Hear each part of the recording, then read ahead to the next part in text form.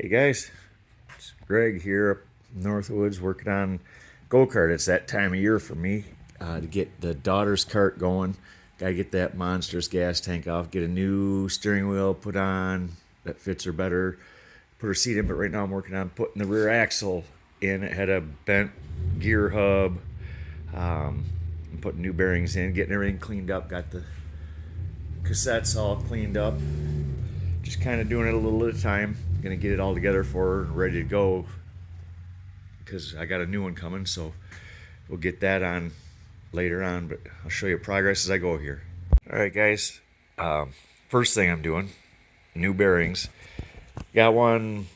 Who knows what brand it is, and then a brand new tuck and run. This one runs a 206 on the left side, a 207 on the right side. Just an upgrade, bigger bearing to take the stress better, I guess. So the first thing I'm going to do is pop this here ring right off of both bearings and thin the grease down in them, because as you can see, it barely spins there.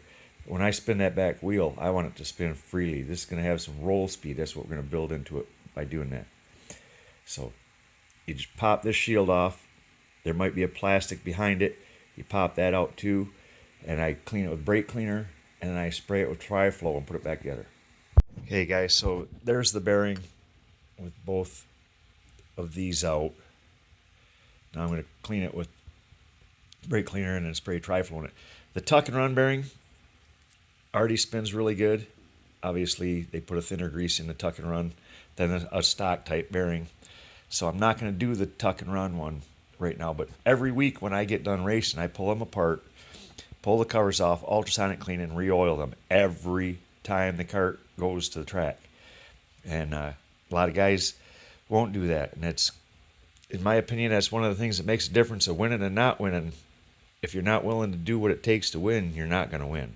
So just a little heads up there. I mean, this is a thing that you do if you want to keep the cart in the best condition possible. All right, guys, here's that same bearing back together, and you can see it would barely spin before. Now if you get weight on it, that bearing will spin way better. You know, the rotating weight will make that spin very free. More like this one that spins the same kind of freeness, but they're both oiled good and they will do the job. Okay, another quick tip. These cassettes are what you call a lube ring. They allow the axle to flex, but yet the bearings still do its job. I use white lithium grease in there to give it a little bit of slide. If it gets dirtied up, it's going to bind. It's not going to do what it's supposed to do. So I just spray a liberal amount in there in each one, put the bearings in, and put them on. All right, guys, and I told you I took this apart because the gear hub was messed up. Actually, the chain had come off, and I didn't run a chain guard, and the chain caught the end of the bolt sticking out, holding the sprocket on, and made those holes bad, which put the sprocket, when I tried to change it, in a odd position. It was wearing funny, which my old hub wasn't necessarily bent, and I got a heavy duty one this time. This is the old one. I don't know. I should have probably got the lighter weight one. We're talking about rotating weight. Yeah, it's not that much difference, but anyway, this one, I don't know if you can see that, but the holes are kind of wallowed out, and the bolts didn't go through straight, which put a bind on the thing. So this is kind of straight, but kind of not going to use it. As a last ditch emergency, it might go on a cart, but it might go on a scrap pile too. But yeah, and then the new from BMI carts, the heavy duty, also comes with your studs and nuts for your sprockets, which it comes with serrated nuts. I always switch them out to smooth, because every time you tighten and loosen one of those, it's going to take a chunk out of your sprocket. So I'm going to switch those out to smooth. All right, I'm going to put some stuff together and I'll show you. All right, guys, so I got the axle in, and I'll show you. That's what I was talking about spinning freely. See how easily that spins?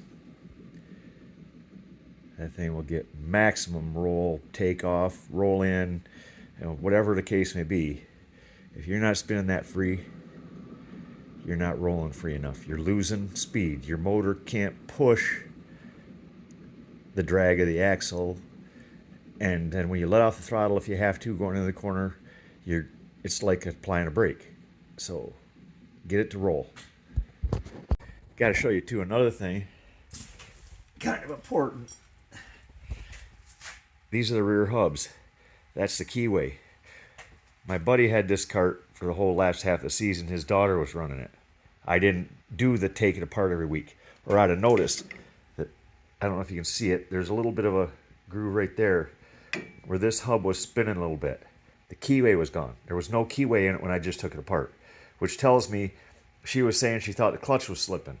No, what was happening was this wheel was spinning on the axle while that one was trying to grab, giving her a little bit of a slip feeling. So, new keyway, got that under control now. I'm going to put them on and a keyway on that side. Then make sure you put your ring on here, your snap ring, which is right here. Just a snap ring to put on right there so the hub doesn't come off if it does come loose, especially this side.